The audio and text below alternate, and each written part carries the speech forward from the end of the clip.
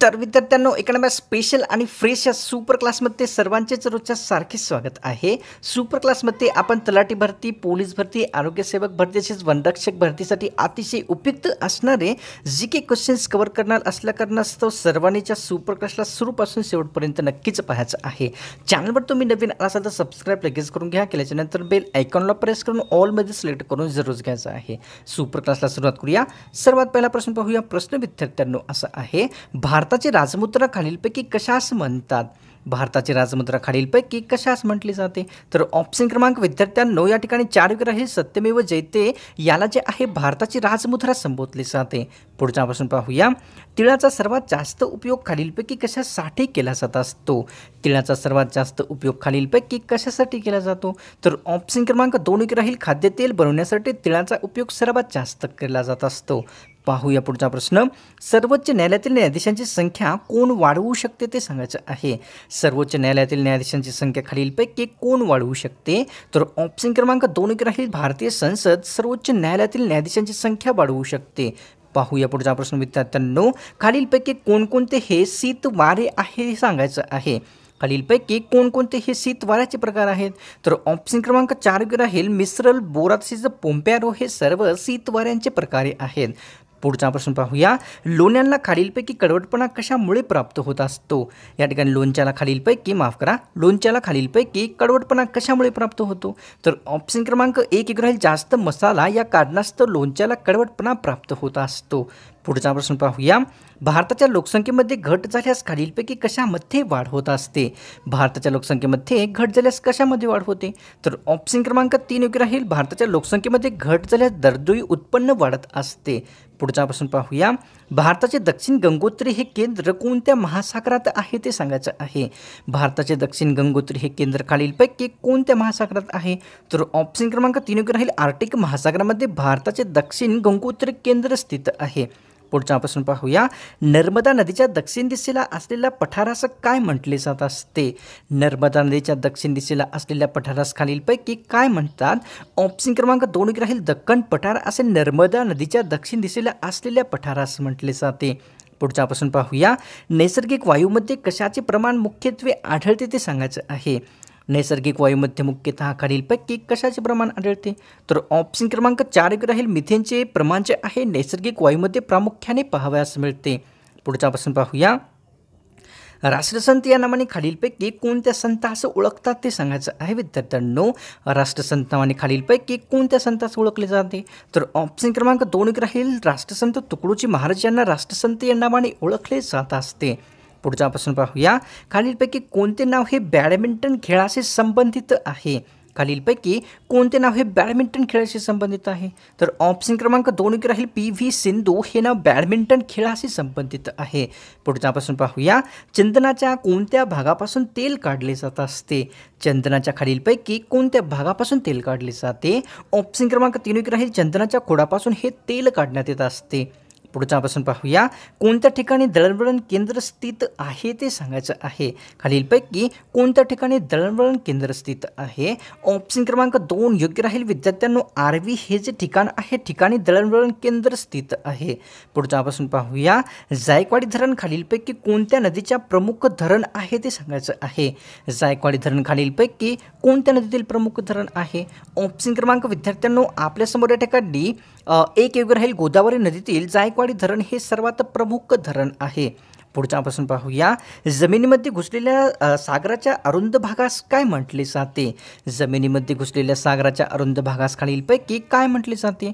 Option क्रमांक 2 राहील। आखात असे जमिनीमध्ये घुसलेल्या सागराच्या अरुंद भागास म्हणतात। पुढचा प्रश्न पाहूया। 25 लाख रुपये कोणत्या पुरस्काराची रक्कम आहे ते सांगायचं आहे। 25 लाख रुपयाची रक्कम खालीलपैकी कोणत्या पुरस्कारासोबत दिली जाते? ऑप्शन क्रमांक या ठिकाणी 2 राहील। खेलरत्न पुरस्कारासोबत 25 लाख रुपयाची रक्कम दिली जाते। पुढचा प्रश्न पाहूया। भगवान गौतम बुद्ध यांचे मूळ नाव खालीलपैकी कोणते आहे? भगवान गौतम बुद्धांचे मूळ नाव खालीलपैकी कोणते आहे? ऑप्शन क्रमांक 1 योग्य राहील। सिद्धार्थ असे भगवान गौतम बुद्धांचे मूळ नाव आहे। पुढच्यापासून पाहूया विद्यार्थ्यांनो, रब्बी ज्वारीचे कोठार असे महाराष्ट्रातील कोणत्या जिल्ह्यास म्हणतात? रब्बी ज्वारीचे कोठार खालीलपैकी कोणत्या जिल्ह्यास म्हणतात? तर ऑप्शन क्रमांक विद्यार्थ्यांनो या ठिकाणी 2 योग्य राहील. कोल्हापूरला जे आहे रब्बी ज्वारीचे कोठार संबोधले जाते. पुढच्यापासून पाहूया, आगाशिव डोंगर येथे गौतम बुद्धांच्या एकूण किती लेण्या पाहावयास मिळतात? आगाशिव डोंगर येथे गौतम बुद्धाच्या एकूण किती लेण्या पाहावयास मिळतात? तर ऑप्शन क्रमांक 1 राहील 108 लेण्या आगाशिव डोंगर येथे गौतम बुद्धांच्या आहेत. पुढच्यापासून पाहूया, संतांची भूमी असे खालीलपैकी कोणत्या नदीच्या खोऱ्यास संबोधले जाते? संतांची भूमी खालीलपैकी कोणत्या नदीच्या खोऱ्यास संबोधले जाते? तर ऑप्शन क्रमांक विद्यार्थ्यांनो आपल्यासमोर 4 योग्य राहील. गोदावरी नदीच्या खोऱ्याला जे आहे संतांची भूमी म्हणतात. पुढचा प्रश्न पाहूया, सरदार वल्लभभाई पटेल हे वैयक्तिक सत्याग्रहाचे कितवे सत्याग्रही होते? सरदार वल्लभभाई पटेल वैयक्तिक सत्याग्रहाचे एकूण कितवे सत्याग्रही होते? ऑप्शन क्रमांक 3 योग्य राहील. तिसरे सत्याग्रही सरदार वल्लभभाई पटेल वैयक्तिक सत्याग्रहाचे होते. पुढच्यापासून पाहूया, तळेगावचे पठार महाराष्ट्रातील कोणत्या जिल्ह्यात आहेत? तळेगावचे पठार महाराष्ट्रातील कोणत्या जिल्ह्यात आहेत? ऑप्शन क्रमांक विद्यार्थ्यांनो 3 योग्य राहील. वर्धा जिल्ह्यामध्ये तळेगावचे पठार हे स्थित झालेले आहेत. पुढचा प्रश्न पाहूया, दुधवा राष्ट्रीय उद्यान खालीलपैकी कशासाठी राखीव आहे? दुधवा राष्ट्रीय उद्यान खालीलपैकी कशासाठी राखीव आहे?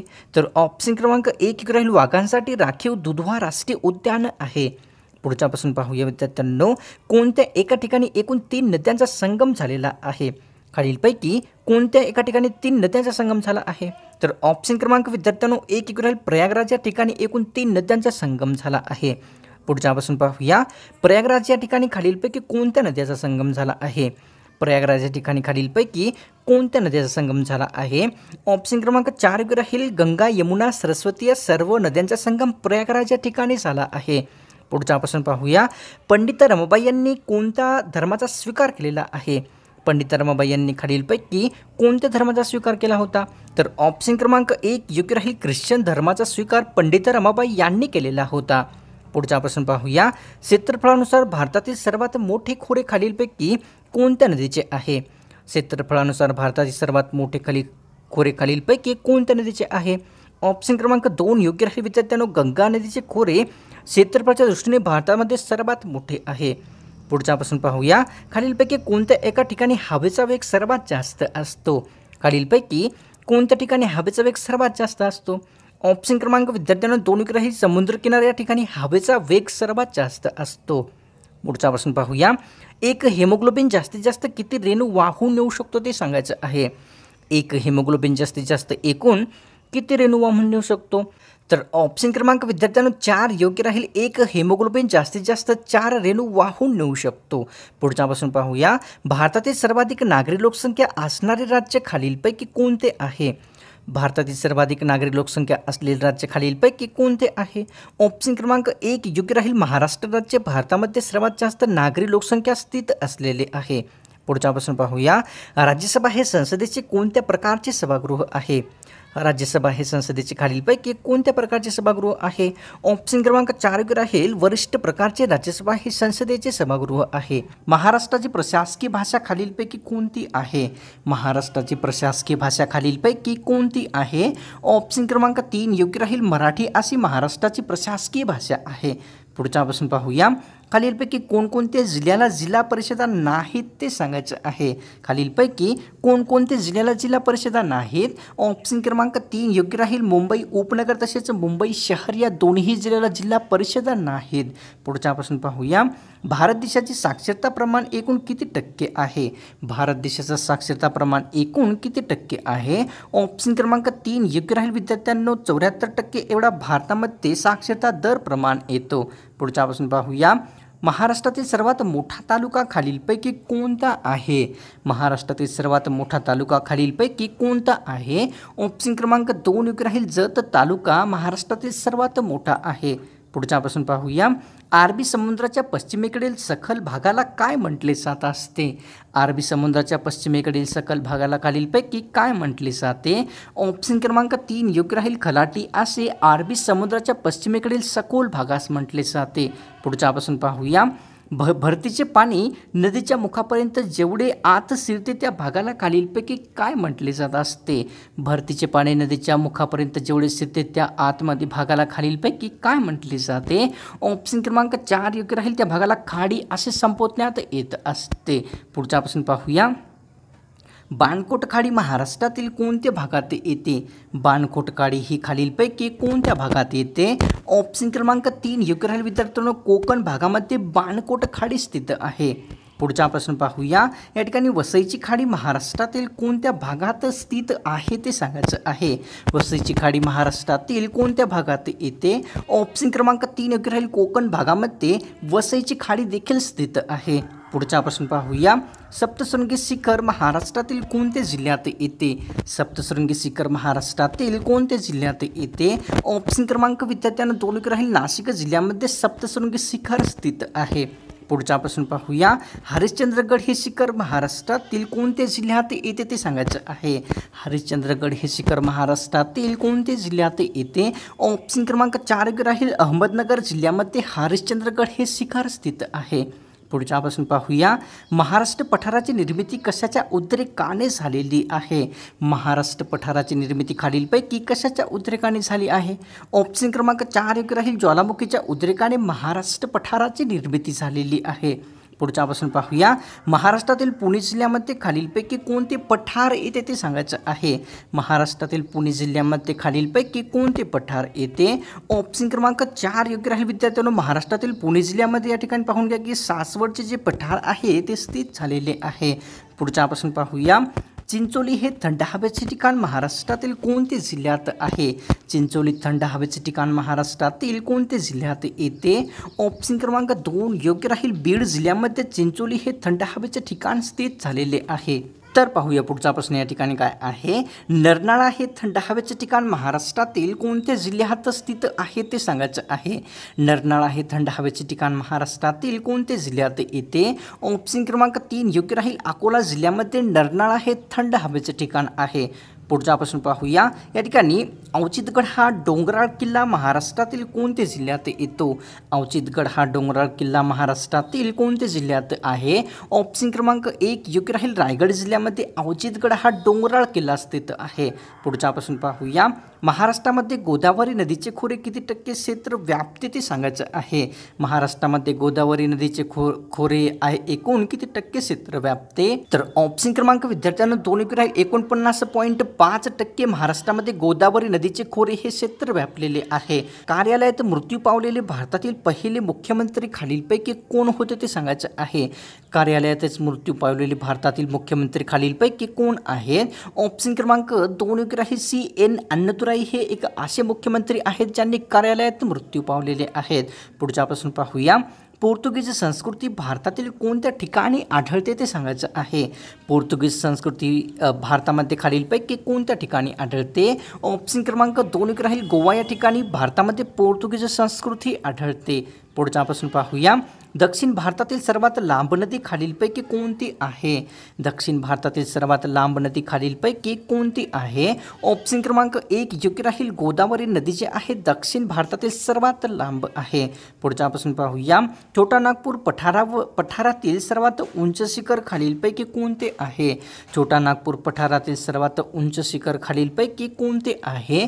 ऑप्शन क्रमांक 1 योग्य राहील. पारसनाथ हे छोटा नागपूर पठारावरील सर्वात उंच शिखर आहे. पुढचा प्रश्न पाहूया.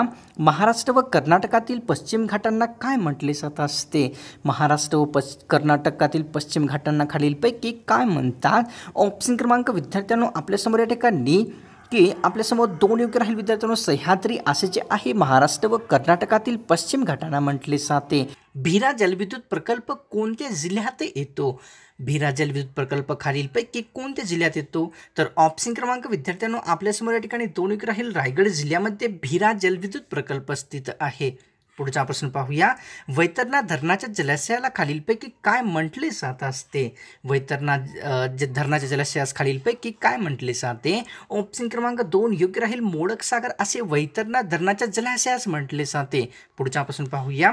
मुक्ताई सागर जलाशय कोणत्या धरणाच्या जलाशयाला म्हटले जाते? मुक्ताई सागर जलाशय खालीलपैकी कोणत्या धरणाच्या जलाशयाला म्हणतात? ऑप्शन क्रमांक 4 राहील हातनूर धरणाच्या जलाशयाला मुक्ताई सागर असे म्हटले जाते. पुढचा प्रश्न पाहूया. साष्टी बेट महाराष्ट्रातील कोणत्या जिल्ह्यात येते?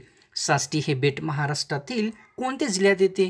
तर ऑप्शन क्रमांक 3 योग्य राहील विद्यार्थ्यांनो. साष्टी बेट जे आहे या ठिकाणी मुंबई शहर तसेच मुंबई उपनगर दोन्ही जिल्ह्यात स्थित आहे.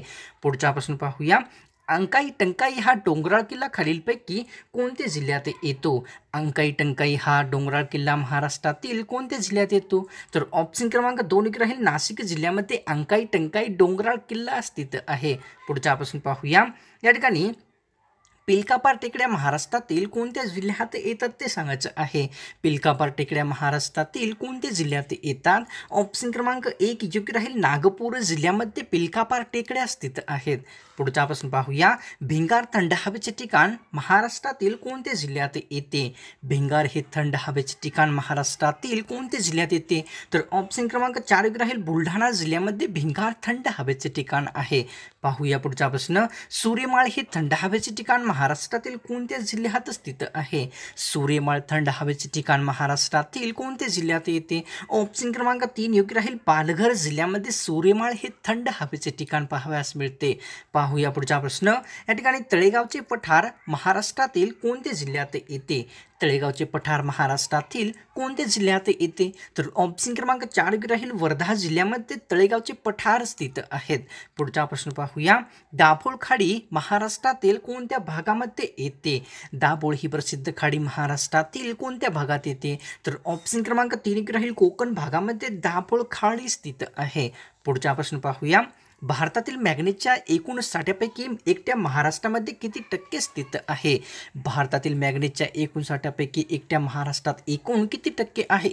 तर ऑप्शन क्रमांक 2 योग्य राहील विद्यार्थ्यांनो. 40% जो साठा आहे मॅग्नेटचा एकूण साठ्यापैकी एकट्या महाराष्ट्रामध्ये स्थित आहे. पुढचा प्रश्न पाहूया. भारतातील दगडी कोळशाच्या एकूण साठ्यापैकी महाराष्ट्रामध्ये एकूण किती टक्के साठा पाहावयास मिळतो? भारतातील दगडी कोळशाच्या एकूण साठ्यापैकी महाराष्ट्रात एकूण किती टक्के आहे? ऑप्शन क्रमांक 2 योग्य राहील. भारतातील एकूण दगडी कोळशाच्या साठ्यापैकी 4% महाराष्ट्रामध्ये स्थित आहे. पुढचा प्रश्न पाहूया. रत्नागिरी जिल्ह्यामध्ये देशमुखवाडी या ठिकाणी कोणता जलविद्युत प्रकल्प पाहावयास मिळतो? रत्नागिरी जिल्ह्यामध्ये देशमुखवाडी या ठिकाणी खालीलपैकी कोणता जलविद्युत प्रकल्प आहे? ऑप्शन क्रमांक विद्यार्थ्यांनो 1 योग्य राहील. कोयना जलविद्युत प्रकल्प रत्नागिरी जिल्ह्यात देशमुखवाडी ठिकाणी स्थित झालेला आहे. पुढचा प्रश्न पाहूया. या ठिकाणी कुंडलिका नदीवर खालीलपैकी कोणता जलविद्युत प्रकल्प स्थित आहे? कुंडलिका नदीवर खालीलपैकी कोणता जलविद्युत प्रकल्प आहे? ऑप्शन क्रमांक 2 योग्य राहील. भिरा जलविद्युत प्रकल्प कुंडलिका नदीवर स्थित आहे. पुढचा प्रश्न पाहूया. महाराष्ट्रातील ठाणे जिल्ह्यामध्ये कोणता औष्णिक विद्युत प्रकल्प स्थित आहे? महाराष्ट्रातील ठाणे जिल्ह्यातील कोणता औष्णिक विद्युत प्रकल्प स्थित आहे? तर ऑप्शन क्रमांक विद्यार्थ्यांनो आपल्यासमोर 2 राहील. चोला औष्णिक विद्युत प्रकल्प ठाणे जिल्ह्यात पाहावयास मिळतो. पुढचा प्रश्न पाहूया. पारस औष्णिक विद्युत प्रकल्प महाराष्ट्रातील कोणत्या जिल्ह्यात आहे? पारस औष्णिक विद्युत प्रकल्प महाराष्ट्रातील कोणत्या जिल्ह्यात आहे? तर ऑप्शन क्रमांक विद्यार्थ्यांनो 3 योग्य राहील. अकोला जिल्ह्यामध्ये पारस औष्णिक विद्युत प्रकल्प पाहावयास मिळतो. पुढचा प्रश्न पाहूया. महाराष्ट्रातील एकूण किती अणुविद्युत प्रकल्प पाहावयास मिळतात ते सांगायचं आहे. महाराष्ट्रात एकूण किती अणुविद्युत प्रकल्प आहे? ऑप्शन क्रमांक 4 योग्य राहील. महाराष्ट्रामध्ये एकूण 3 अणुविद्युत प्रकल्प स्थित आहेत. ठोसेघर पवन विद्युत प्रकल्प महाराष्ट्रातील कोणत्या जिल्ह्यात स्थित आहे? ठोसेघर पवन विद्युत प्रकल्प महाराष्ट्रातील कोणत्या जिल्ह्यात आहे? ऑप्शन क्रमांक 2 योग्य राहील. सातारा जिल्ह्यामध्ये ठोसेघर पवन विद्युत प्रकल्प स्थित आहे. पुढचा प्रश्न पाहूया. छत्रपती शिवाजी महाराजांचा सर्वात मोठा शत्रू खालीलपैकी कोण होता ते सांगायचं आहे. छत्रपती शिवाजी महाराज यांचा सर्वात मोठा शत्रू खालीलपैकी कोण होता? तर ऑप्शन क्रमांक 2 राहील. अफजल खान हा जो व्यक्ती आहे छत्रपती शिवाजी महाराज यांचा सर्वात मोठा शत्रू होता. पुढचा प्रश्न पाहूया. महाराष्ट्रातील पहिला समुद्र लाटापासून वीज निर्मिती प्रकल्प कोठे आहे ते सांगायचं आहे. महाराष्ट्रातील सर्वात पहिला समुद्री लाटापासून वीज निर्मिती प्रकल्प कोणत्या ठिकाणी आहे? तर ऑप्शन क्रमांक 3 राहील. घारापूर या ठिकाणी महाराष्ट्रातील सर्वात पहिला समुद्री लाटापासून वीज निर्मिती प्रकल्प स्थित आहे. पुढचा प्रश्न पाहूया. पुढीलपैकी कोणते पीक हे क्षार सहनशील आहे ते सांगायचं आहे.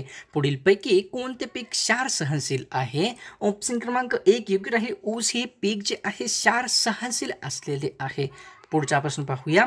शिवछत्रपती पुरस्कार कोणत्या क्षेत्रात दिला जात असतो? प्रसिद्ध असलेला शिवछत्रपती पुरस्कार खालीलपैकी कोणत्या क्षेत्रात देतात? तर ऑप्शन क्रमांक विद्यार्थ्यांनो आपल्यासमोर 1 योग्य राहील. क्रीडा क्षेत्रामध्ये शिवछत्रपती हा अतिशय प्रसिद्ध पुरस्कार दिला जातो. पुढचा प्रश्न पाहूया. महाराष्ट्राची ऐतिहासिक राजधानी खालीलपैकी कोणती आहे? महाराष्ट्राची ऐतिहासिक राजधानी खालीलपैकी कोणती आहे? ऑप्शन क्रमांक 1 योग्य राहील. कोल्हापूर ही जी आहे महाराष्ट्राची ऐतिहासिक राजधानी आहे. पुढचा प्रश्न पाहूया. अंड्यामध्ये खालीलपैकी कोणते जीवनसत्व आढळते ते सांगायचं आहे. अंड्यामध्ये खालीलपैकी कोणते जीवनसत्व आढळते? ऑप्शन क्रमांक 3 योग्य राहील. जीवनसत्व सी हे अंड्यामध्ये आढळत असते. तर विद्यार्थ्यांनो सुपर क्लास मला तर वाटते की आपल्या सर्वांना नक्कीच आवडलेली आहे आणि कारणास्तव ते या सुपर क्लासला जोडण्याच्या पूर्वी एक लाईक एक कॉमेंट नक्कीच करायचं आहे. तुम्ही जर चॅनलवर नवीन आला असाल तर सबस्क्राईब पण नक्कीच करून घ्यायचं आहे अशाच प्रकारची व्हिडिओ पुढेही एकदम फ्रीमध्ये पाहण्यासाठी. तर व्हिडिओ करणार स्पेशल आणि फ्रेश सुपर